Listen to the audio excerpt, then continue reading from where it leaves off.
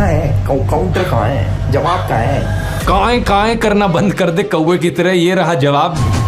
खतरनाक George Soros, जिनके बारे में इतनी कंस्पिरेसी थ्योरीज फैलाई जाती हैं, इनके बीजेपी के साथ मैंने डायरेक्ट लिंक्स दिखा दिए। लेकिन एल्विश ने जो लिंक बताया हर्ष मंदर का मेरे साथ, आप भी सुनकर चौंक जाएंगे कि कोई इस लेवल का बेवकूफ कैसे हो सकता है। वैसे मुझे तो लगता है ये खुद ही इतना बेवकूफ है, क्योंकि इसने ये भी नहीं नोटिस किया कि ये वाला जो आदिल अमन था जो मेरे फेसबुक ग्रुप में था, उसके नाम की स्पेलिंग अलग थी और इस वाले आदिल अमन के नाम की स्पेलिंग अलग है। ऑलरेडी तेरे ऊपर इतने सारे कोर्ट केसेस चल रहे हैं, जमानत पर तू बाहर है, और फिर वीडियो में ऐसी आकर बकवास करता है कि और तेरे ऊपर कोर्ट केसेस आ जाए।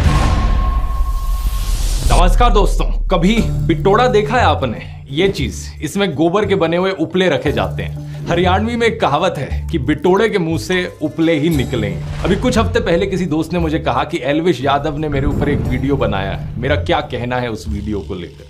मैंने कहा भाई क्या यार, क्या उम्मीद करते हो, बिटोड़े के मुंह से उपले ही निकलेंगे। अब वैसे तो दोस्तों इन गोदी यूट्यूबर्स का एक पूरा झुंड बैठा है जिसने पिछले कुछ महीनों में मेरे ऊपर एक से बढ़कर एक हमले करने की कोशिश करी है। कोई मुझे कभी कुत्ता कहता है, कोई कॉकरोच कहता है, कोई कहता है कि मेरी वाइफ पाकिस्तानी है, तो कोई मुझे बुली कहता है। लेकिन इन सभी में से एल्विश सही मायनों में इन बेवकूफों का सरदार है, क्योंकि जितनी अनाप शनाप बातें इसने अपने वीडियो में करी ना मेरे बारे में, जितने दुनिया भर के झूठ इसने फैलाए, उतने शायद ही किसी ने फैलाए। इसने मुझ पर जो वीडियो बनाई उसका कई सारे यूट्यूबर्स ऑलरेडी काउंटर कर चुके हैं। जिन्होंने भगवा रंग पहन रखा वो छपरी है, कि सब छपरी हैं ये, जितने भी ये सैफरन गमछा ओढ़ते हैं। अरे एल्विश भाई, ध्रुव राठी ने ये कहीं नहीं कहा कि जो भगवा रंग पहनता है वो छपरी है, बल्कि वो लोग जो भगवा रंग पहन के मस्जिद के सामने जाकर हाथों में तलवार लेके घूमते हैं, वो लोग जो भगवा रंग पहन के राम का नाम खराब करते हैं, वो छपरी हैं।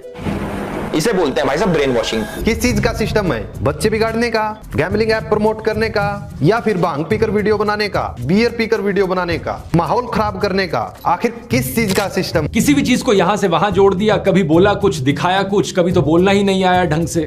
हर्ष मंदार कह लो या फिर हर्ष मंदर कह लो, जो भी है। तो this is an interview of Harmandar Singh. Harmandar Singh Harsh Mandar नहीं है, इज अ डिफरेंट गाय। अब जस्ट बिकॉज उनके नाम सिमिलर हैं तो इसने उन्हीं का आर्टिकल दिखा दिया, मतलब हद होती है यार। अब इस बात का कोई प्रूफ अवेलेबल नहीं है कि हर्ष मंदर और ध्रुव राठी डायरेक्टली कनेक्टेड हैं, लेकिन एक स्पेकुलेशन के आधार पे और एक कॉन्स्पिरेसी थ्योरी के आधार पे इस बात को इतने कॉन्फिडेंस से बता दिया जाता है। जो व्यक्ति गाली देता था वो व्यक्ति ने इस वीडियो में गाली नहीं दी, खुद ही बोल रहा नहीं दे पाऊंगा। क्यों? क्योंकि इस व्यक्ति ने सुधारा है उसको। ये है पढ़े लिखे यूट्यूबर्स का फर्क। जब छपरियों का सरदार गाली देना बंद कर सकता है इस व्यक्ति के वीडियो की वजह से, तो फिर इसके जो गुलाम हैं वो क्यों नहीं गाली देना बंद करेंगे? इतनी बेइज्जती होने के बाद भी एल्विश का मन नहीं भरा, मुझसे कहने लगा कि काउंटर दो। कहाँ है काउंटर, कहाँ है काउंटर? काउंटर कहाँ है काउंटर, कहाँ है जवाब, कहाँ है? काएं करना बंद कर दे कौवे की तरह, ये रहा जवाब। बस एक चीज कहूंगा, विक्टिम कार्ड मत खेलियो इस वीडियो को देखने के बाद। रोना धोना नहीं चलेगा, पहले भी तू टीवी पर बहुत रोया। लोग मेरे को बोलते थे बीजेपी का दल्ला है। हमारे ध्रुव भाई को एंटी नेशनल्स में इतना इंटरेस्ट क्यों है? करने को कोई कुछ भी कर सकता है, पर इंसान कितना पागल होगा। बीजेपी की एक बड़ी पॉपुलर स्ट्रैटेजी है, आपने भी नोटिस किया होगा दोस्तों, कि जो भी इंसान बीजेपी की आलोचना करता है, ये बीजेपी वाले उसे एंटी नेशनल घोषित करते फिरते हैं। एल्विश ने भी यही किया कि ये इंसान एंटी नेशनल, वो एंटी नेशनल, फलाना एंटी नेशनल, ढिमकाना एंटी नेशनल। अब किसी तरीके से इन सभी लोगों के ध्रुव राठी से कनेक्शन जोड़ दो और इसे भी एंटी नेशनल घोषित कर दो। मैंने तो एंटी नेशनल घोषित कर दिया। आइए पॉइंट बाय पॉइंट देखते हैं कि इसने एग्जैक्टली क्या कहा था। इसने बात करी थी आदिल अमन नाम के एक आदमी की। साल 2020 के अंदर ध्रुव राठी ने एक फेसबुक ग्रुप बनाया जिसके अंदर वो एडमिन थे, और इस ग्रुप के अंदर बहुत सारे लोग थे। उसके अंदर एक इंपॉर्टेंट चेहरा था जिसका नाम है आदिल अमन। पहली गलत इन्फो, साल 2020 में मैंने कोई ग्रुप नहीं बनाया। जिस ग्रुप की ये बात कर रहा है वो मैंने 2017 में बनाया था और 2020 तक तो मैंने उसे बंद कर दिया था। इस फेसबुक ग्रुप का नाम था ध्रुव राठी स्क्वाड। इसके साथ साथ मेरा एक फेसबुक पेज भी है सिर्फ ध्रुव राठी नाम से। इस ग्रुप को मैनेज करने के लिए मैंने कुछ एडमिन्स को चुना, उन लोगों में से जो मेरे फेसबुक पेज पर सबसे ज्यादा एक्टिव लोग थे। कौन ये लोग थे मैं नहीं जानता, मैंने सिर्फ इस बेसिस पर इन लोगों फेसबुक ग्रुप का एडमिन बनाया कि ये मेरे फेसबुक पेज पर सबसे ज्यादा लाइक और कमेंट करते थे। इनफैक्ट फेसबुक की खुद की ये सजेशन होती थी उस जमाने में। तो जो भी एडमिन्स थे मेरे फेसबुक ग्रुप के, उनमें से किसी से भी मैं आज तक पर्सनली कभी नहीं मिला। अब हुआ क्या कि इनमें से एक एडमिन आदिल अमन ने एक टाइम पर बड़े ही वायलेंट और एक्सट्रीमिस्ट टाइप के कमेंट्स किए जिन्हें ऑब्वियसली मैं सपोर्ट नहीं करता। बाकी एडमिन्स ने वो कमेंट्स मुझे दिखाए और मैंने फिर इसे एडमिन की पोजीशन से हटा दिया। अब लॉजिकल सी बात है, मैं हमेशा नाथूराम गोडसे वाली ऐसी मानसिकता का विरोध करता हूं, लेकिन बाद में मैंने रियलाइज किया कि अगर इस तरीके से चलता रहा, इस ग्रुप में कोई कुछ भी लिखेगा, ब्लेम वहां मेरे ऊपर आएगा बाद में। इसलिए साल 2020-21 के अराउंड मैंने इस पूरे फेसबुक ग्रुप को ही शट डाउन कर दिया। अब 4 सालों बाद हमारी कहानी में एंट्री होती है इस बेवकूफ की, जो इस घटना को लेकर एक स्कैंडल बनाने की कोशिश करता है। ये अपनी इमेजिनरी कहानियां बनाता है कि आदिल और मैं तो जिगरी दोस्त हैं। अगर ध्रुव भाई ये वीडियो देख रहे हैं तो भाई के चेहरे पे मुस्कुराहट आ गई होगी, क्योंकि पुराने साथी हैं, आम आदमी पार्टी में साथ में काम करते थे। जब प्रधानमंत्री मोदी सड़क छाप मवालियों को ट्विटर पर फॉलो करते हुए दिखते हैं, तब तो ये गोदी इन्फ्लुएंसर सारा लॉजिक लगा देते हैं कि इसमें हमारे प्रधानमंत्री जी की क्या गलती। उन्हें क्या पता था कि ये इंसान ऐसी अभद्र भाषा का इस्तेमाल कर सकता है। याद है निखिल नाम का एक ट्विटर यूजर जिसने गर्व से कहा था कि प्रधानमंत्री मोदी उसे फॉलो करते हैं। इसने किस तरीके से एक महिला पत्रकार की मौत पर जश्न मनाया था, उनको गालियां दी थी। और प्लीज प्रधानमंत्री से रिक्वेस्ट कीजिए कि वो इस तरह के लोगों को फॉलो ना करें। कोई नहीं मिलता उनको हिंदुस्तान में तो मुझे फॉलो कर लें। लेकिन ये इकलौता ऐसा केस नहीं है। ये बीजेपी 2016 पेज जिसने जर्नलिस्ट स्वाति चतुर्वेदी के खिलाफ बहुत ही भद्दी भाषा लिखी, इसे भी नरेंद्र मोदी फॉलो कर रहे थे। बीजेपी 2014 अवनीश चौबे, कुल आदित्य, महावीर एम जैसे कितने और ऐसे थ्रेटनिंग और अब्यूजिव हैंडल्स हैं जिन्हें प्रधानमंत्री फॉलो कर रहे थे। इतना ही नहीं, प्रधानमंत्री मोदी ने तो अंकित जैन, सुरेश नखवा, तेजिंदर बग्गा जैसे कुछ हिंसक गालीबाज ट्रोल्स को अपने ऑफिशियल रेजिडेंस पर होस्ट भी किया था। क्या पहले चेक नहीं कर सकते थे कि ये कैसे लोग हैं? ऑनलाइन से अब ऑफलाइन पर आ जाए तो आसाराम बलात्कार के लिए कॉन्विक्ट हुआ, यहां नरेंद्र मोदी उसे माला पहनाते हुए और उसके पैर छूते हुए दिख रहे हैं। जीवन में जब कोई नहीं जानता था, उस समय से बापू के आशीर्वाद मुझे मिलते रहे हैं। इस ट्वीट और इस फेसबुक पोस्ट में प्रधानमंत्री मोदी गुरमीत राम रहीम की प्रशंसा करते हुए दिख रहे हैं। वही गुरमीत राम रहीम जिसे मर्डर और रेप जैसे केसेस में दोषी पाया गया है। इस फोटो में हरियाणा के पूर्व मुख्यमंत्री गुरमीत राम रहीम के साथ बैठे हुए दिख रहे हैं। 2017 के इस न्यूज आर्टिकल को देखिए। मध्य प्रदेश की एंटी टेररिस्ट स्क्वाड ने भोपाल, ग्वालियर, जबलपुर और सतना में 11 लोगों को गिरफ्तार किया। इन पर आरोप था कि ये पाकिस्तान की ISI के लिए जासूसी कर रहे थे। अब आज तक की ये हेडलाइन देखिए। ये जो गले में बीजेपी का पट्टा डाले हुए और टी-शर्ट पर मोदी लिखवाए हुए दिख रहा है, ये है ध्रुव सक्सेना। यहाँ इसकी फोटो देखिए मध्य प्रदेश के पूर्व मुख्यमंत्री शिवराज सिंह चौहान के साथ। कि भारतीय जनता पार्टी विश्व की पहली राजनीतिक पार्टी जिसके ऊपर एक ठप्पा लग चुका है कि यह एक ISI सर्टिफाइड पार्टी बन चुकी है। कम से कम 3 शख्स इन 11 में से सीधा तरीके से भारतीय जनता पार्टी के साथ जुड़े हुए। अलेजिड आतंकवादियों के बीजेपी से सिर्फ 1-2 ऐसे कनेक्शन नहीं है, ढेर सारे हैं। 2022 के इस न्यूज आर्टिकल को देखिए। जम्मू के रियासी में पकड़े गए आतंकियों में से एक तालिब हुसैन जम्मू एंड कश्मीर बीजेपी के माइनॉरिटी मोर्चा IT सेल का फॉर्मर चीफ निकला। बीजेपी ने कहा कि यह केवल 18 दिन तक बीजेपी का सदस्य रहा था। नासिर और जुनैद की किलिंग का अक्यूज्ड मोनू मानेसर इस फोटो में अनुराग ठाकुर के साथ, यहाँ लेट अरुण जेटली के साथ और यहाँ होम मिनिस्टर अमित शाह के साथ। इस फोटो में प्रधानमंत्री मोदी पूर्व बीजेपी सांसद प्रज्ञा ठाकुर के साथ दिख रहे हैं, जो 2008 के मालेगांव बॉम्ब ब्लास्ट की एक अक्यूज्ड है। बीजेपी नेताओं की एक्सट्रीमिस्ट टेंडेंसीज में डायरेक्ट इन्वॉल्वमेंट या इनडायरेक्ट एसोसिएशन के ये सब एग्जांपल्स तो बस ट्रेलर हैं। अगर मैं पूरी लिस्ट बनाने लग जाऊं तो यहाँ 3 घंटे की फिल्म बन जाएगी। बाबू बजरंगी का स्टिंग ऑपरेशन, यशवंत शिंदे का एफिडेविट, प्रज्वल रेवन्ना, आशीष मिश्रा, अनुराग ठाकुर, यति नरसिंह सरस्वती, सूरजपाल अमू, सुरेश चौहान के लिस्ट चलती ही जाती है। कोई कहता है गोली मारो, कोई लिंचिंग के लिए दोषी पाए गए लोगों को मालाएं पहनाता है, कोई बलात्कारियों को संस्कारी ब्राह्मण बताता है, तो कोई मुसलमानों के खिलाफ जेनोसाइड की बात करता है। क्या एल्विश में हिम्मत है इन सब केसेस पर बोलने की? एल्विश, मुझे पक्का पता है तू इस वीडियो को देख रहा होगा। सीधा तुझसे बोलना चाहूंगा, अगर तुझ में 1% भी हिम्मत है तो बीजेपी से काउंटर मांग कर दिखा दे। कहां है काउंटर, कहां है काउंटर? ये जो काएं करे जा रहा था ना मेरे साथ, बीजेपी के साथ करके दिखा। नहीं कर पाएगा, क्योंकि मुझे पता है तेरे जैसे सत्ता के चाटुकार पूरी जिंदगी ऐसी हिम्मत नहीं जुटा पाएंगे। मेरे खिलाफ बोलना आसान है, क्योंकि पता है सरकार पीछे से कुछ कहेगी नहीं और बड़े यूट्यूबर को टारगेट करके व्यूज मिलेंगे, कंट्रोवर्सी होगी, पब्लिसिटी मिलेगी। पता है तुझ जैसे गोदी यूट्यूबर्स की सबसे बड़ी प्रॉब्लम क्या है? तुझ जैसे लोगों को लगता है कि कंट्रोवर्सी क्रिएट करके व्यूज आएंगे और इसी तरीके से फॉलोअर्स बटोरे जा सकते हैं, इसी तरीके से यूट्यूब पर करियर बनाया जा सकता है। लेकिन तेरे जैसे एक और यूट्यूबर को मैंने पहले भी कहा था कि कंट्रोवर्सी करके एक सस्टेनेबल यूट्यूब करियर बनाना पॉसिबल नहीं है। एक लिमिट तक ही लोग इस ड्रामे को बर्दाश्त करेंगे, उसके बाद लोगों को भी पता लग जाएगा तू ये ड्रामा जो करता है, कंट्रोवर्सी जो करता है, सिर्फ व्यूज के लिए करता है, पैसे के लिए करता है। असलियत में यूट्यूब पर अगर एक लॉन्ग टर्म करियर बनाना है तो उसके लिए ऑडियंस को कुछ जेन्युइन वैल्यू देनी पड़ेगी। ये चीज मैंने अपने यूट्यूब ब्लूप्रिंट कोर्स में सिखाई है। अगर तुझे नहीं समझ में आती तो जाकर कोर्स ले ले, तेरे लिए एक स्पेशल डिस्काउंट भी दे देता हूँ। कूपन कोड यूज कर elvish40 40% ऑफ मिलेगा। इस 7.5 घंटे के कोर्स में मैंने सब कुछ सिखाया है कि फिल्मिंग कैसे करनी है, एडिटिंग कैसे करनी है, मोनेटाइजेशन कैसे करी जाती है, इस करियर से पैसे कैसे कमाए जा सकते हैं बिना गैम्बलिंग और बेटिंग की एप्स को प्रमोट करें।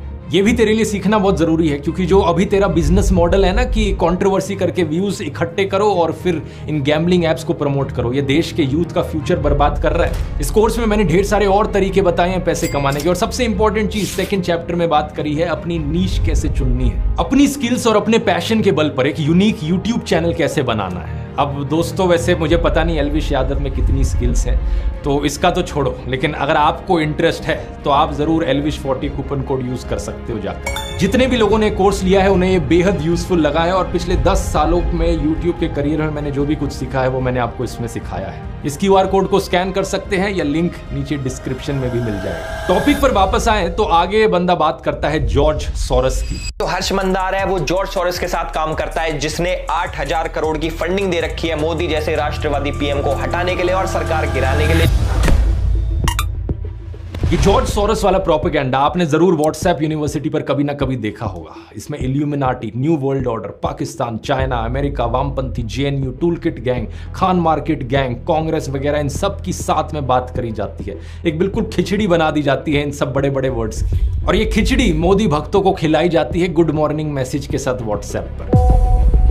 एल्विश अपने वीडियो में बार बार कहता है कि गूगल कर लो, गूगल कर लो, तो आइए गूगल करके देखते हैं कि कौन है ये जॉर्ज सोरोस। जॉर्ज सोरोस एक हंगेरियन अमेरिकन बिलियनियर है, और वे एक investor, hedge fund manager, short seller और फिलैंथ्रोपिस्ट है। बहुत सारे बड़े बड़े शब्द हैं, मैं जानता हूं एल्विश को हजम नहीं हुए होंगे, तो उसने सीधा व्हाट्सएप खोला और देखा कि व्हाट्सएप पर जो लिखा है वो बता देता हूं। 1992 में इन्होंने अपनी शॉर्ट सेलिंग से बैंक ऑफ इंग्लैंड को हिला दिया था, $1 बिलियन का प्रॉफिट कमाया था। 1997 में इन्होंने थाईलैंड और मलेशिया की करेंसीज को शॉर्ट कर दिया था, जिसकी वजह से एक फाइनेंशियल क्राइसिस देखने को मिली थी। उसी साल इन्होंने दी अटलांटिक में एक आर्टिकल लिखा था जिसमें इन्होंने कहा कि वैसे तो मैंने फाइनेंशियल मार्केट्स में छप्पर फाड़ कमाई की है, लेकिन अब मुझे लगता है कि लेसे फेयर कैपिटलिज्म, यानी जहां कोई रेगुलेशंस ना हो, ऐसा कैपिटलिज्म एक खतरा है ओपन सोसाइटी के लिए। ओपन सोसाइटी का मतलब है एक ऐसी दुनिया जहां डेमोक्रेटिक गवर्नेंस हो, फ्रीडम ऑफ एक्सप्रेशन हो और इंडिविजुअल राइट्स के लिए रिस्पेक्ट की जाए। ऐसी सोसाइटी बनाने के लिए इन्होंने दुनिया के 100 देशों में अपनी ओपन सोसाइटी फाउंडेशन बनाई। इस ओपन सोसाइटी फाउंडेशन ने इंडिया में अपने कदम रखे साल 1999 में, जब अटल बिहारी वाजपेयी हमारे देश के प्रधानमंत्री थे। इनिशियली ये इंडियन इंस्टीट्यूशंस में स्टडी और रिसर्च के लिए स्टूडेंट्स को फेलोशिप्स और स्कॉलरशिप्स देते थे। ये सिर्फ साल 2014 में ही था कि इन्होंने अपना India specific grant making program शुरू किया। इसके तहत इन्होंने अलग अलग सेक्टर्स में काम करने वाली लोकल ऑर्गेनाइजेशंस को सपोर्ट किया, जैसे कि साइको सोशल डिसेबिलिटीज वाले लोगों के लिए community living, public services, rights को स्ट्रेंथन करना, justice system reforms, medicine access. इनके सोशल इंपैक्ट इन्वेस्टमेंट्स ने 2 वेंचर्स को फंड किया है, नियो ग्रोथ और कैपिटल फ्लोट। इन दोनों वेंचर्स ने इंडिया के 40,000 से ज्यादा छोटे बिजनेसेस को $300 मिलियन की अफोर्डेबल फाइनेंसिंग दी है। जैसे कि 2017 का ये न्यूज आर्टिकल देखिए, कैपिटल फ्लोट फाइनेंशियल ईयर 2018 में 5,000 करोड़ के लोन्स डिसबर्स करेगी स्मॉल और माइक्रो बिजनेसेस को।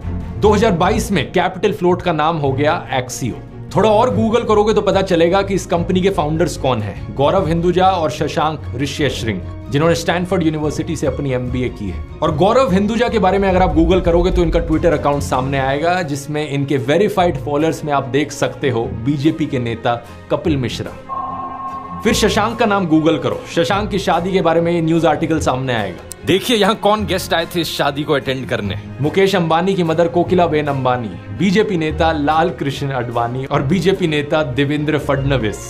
तो ये एलिजिडली खतरनाक जॉर्ज सोरोस, जिनके बारे में इतनी कंस्पिरेसी थ्योरीज फैलाई जाती हैं, इनके बीजेपी के साथ मैंने डायरेक्ट लिंक्स दिखा दी। लेकिन व्हाट्सएप पर झूठी खबरें क्या फैलाएंगे ये लोग कि भाई मुझे जॉर्ज सोरोस से फंडिंग आती है। इंडियन एक्सप्रेस की एक इन्वेस्टिगेशन से पता चला कि जॉर्ज सोरोस की ओपन सोसाइटी फाउंडेशन के वर्ल्ड वाइड 68 ऐसे प्रोजेक्ट्स हैं जिनकी फंडिंग होती है UN डेमोक्रेसी फंड से, और इंडिया इस यूनाइटेड नेशंस डेमोक्रेसी फंड में 4th हाईएस्ट कंट्रीब्यूटर है। इसका मतलब समझ रहे हो दोस्तों, इनडायरेक्टली जॉर्ज सोरोस की फंडिंग करती है मोदी सरकार। इन्हीं जॉर्ज सोरोस ने चाइना के जी जिनपिंग के बारे में कहा कि चाइना के प्रेसिडेंट ओपन सोसाइटीज के लिए सबसे खतरनाक ओपोनेंट है।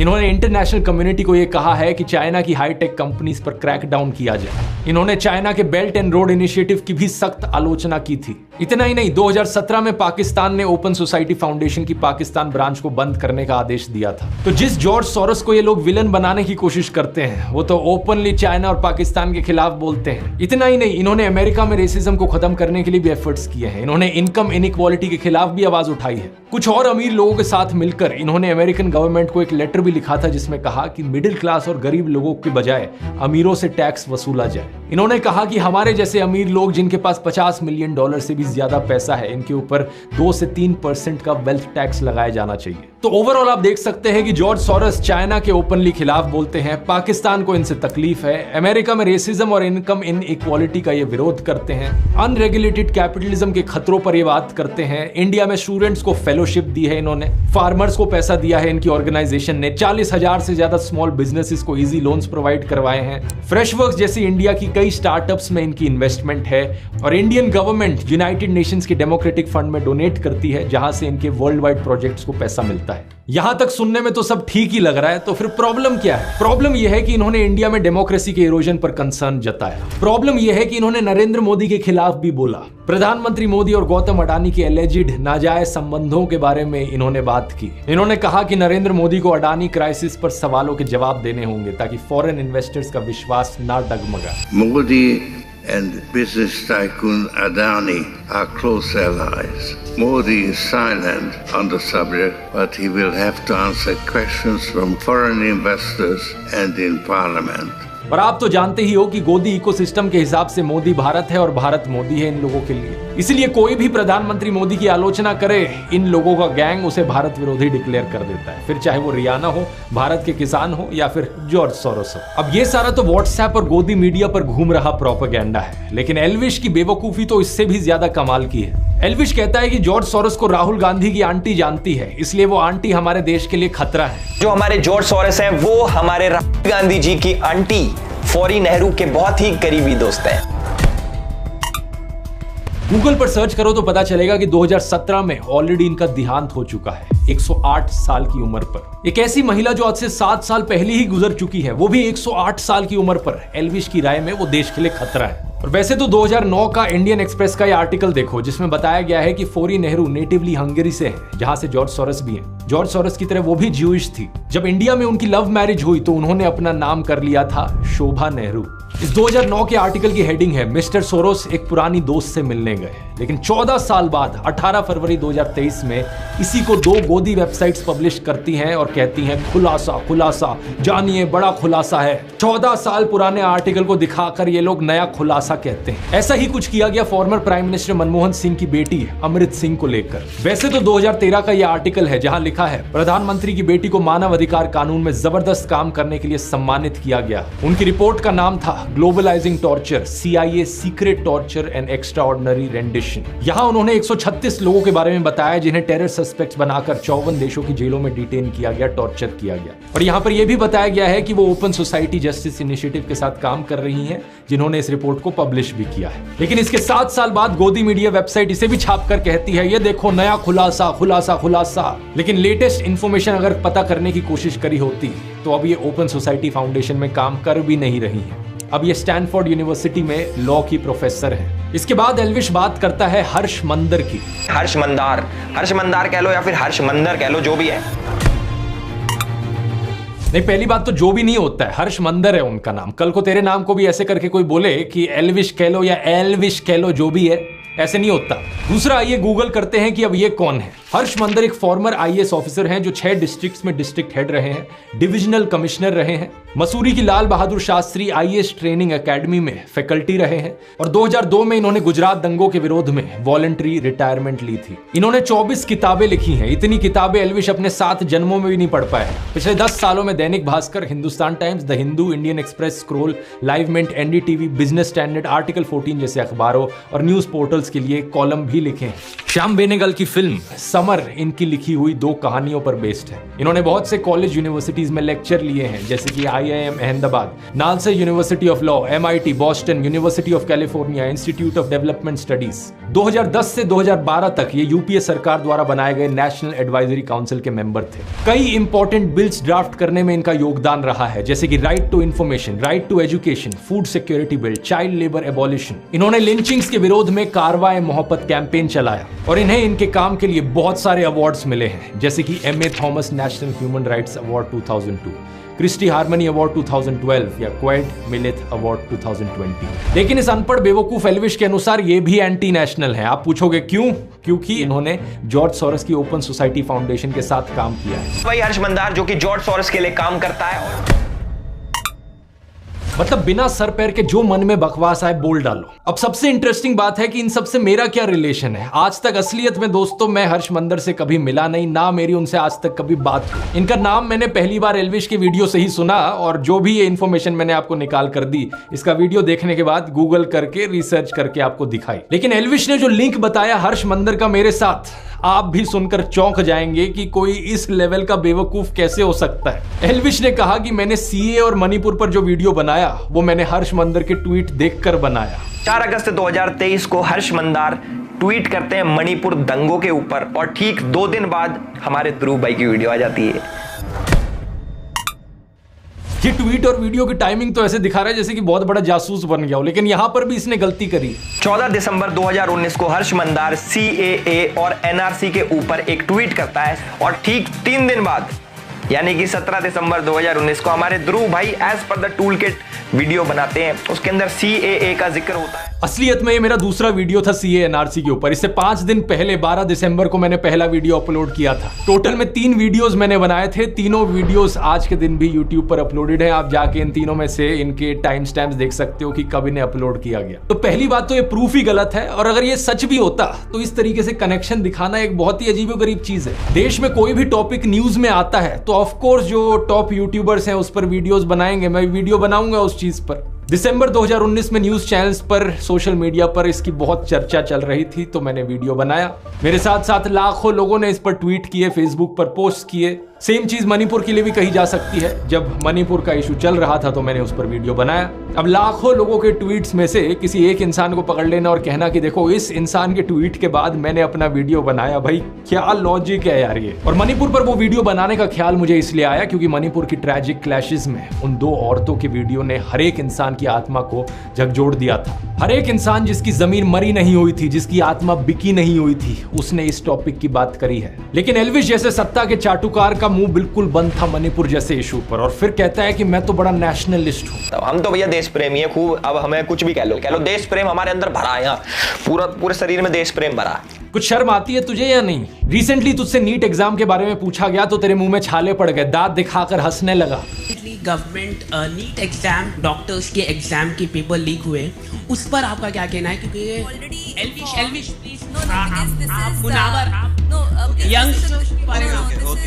और तू चाहता है कि बाकी लोग भी तेरी तरह किसी सोशियो पॉलिटिकल इश्यूज पर बोले ही ना कुछ। क्या तू अपने फैंस और व्यूअर्स को बिल्कुल ही बेवकूफ मानता है कि कुछ भी बचकाना बात वो हजम कर लेंगे तेरी? एल्विश को यह अंदेशा तो जरूर था कि ऐसी बचकाना बातों पर लोग यकीन नहीं करेंगे, इसलिए एक और पैंतरा खेला इसने। हर्ष मंदर के साथ मेरा कनेक्शन जोड़ने की कोशिश में ये आदिल अमन को बीच में ले आया। कहने लगा कि आदिल अमन एक्चुअली में अब जर्मनी में रहता है और हर्ष मंदर के साथ काम करता है। सबसे अच्छी बात यह है कि हमारे आदिल अमन भाई भी जर्मनी शिफ्ट हो चुके हैं और 2019 से कारवाए मोहब्बत नाम की एक एनजीओ के साथ काम कर रहे हैं। इसके लिए इसने एक फेसबुक प्रोफाइल दिखाई पीछे प्रूफ के तौर पर, और जानते हो क्या दोस्तों, ये किसी और आदिल अमन की फेसबुक प्रोफाइल थी। लिटरली यहाँ पर 2 अलग अलग इंसानों की बात करी जा रही थी। या तो ये खुद इतना बेवकूफ है कि इसने चेक भी नहीं किया कि यहाँ पर किसका फेसबुक प्रोफाइल दिखा रहा है, या फिर ये सही मायनों में अपने व्यूअर्स को बेवकूफ समझता है। वैसे मुझे तो लगता है ये खुद ही इतना बेवकूफ है क्योंकि इसने ये भी नहीं नोटिस किया कि ये वाला जो आदिल अमन था जो मेरे फेसबुक ग्रुप में था, उसके नाम की स्पेलिंग अलग थी और इस वाले आदिल अमन के नाम की स्पेलिंग अलग है। ये नहीं सोचा इसने कि सेम इंसान कैसे हो सकते हैं। ये जो दूसरा वाला आदिल अमन है, इसकी ये फेसबुक पोस्ट देखी है।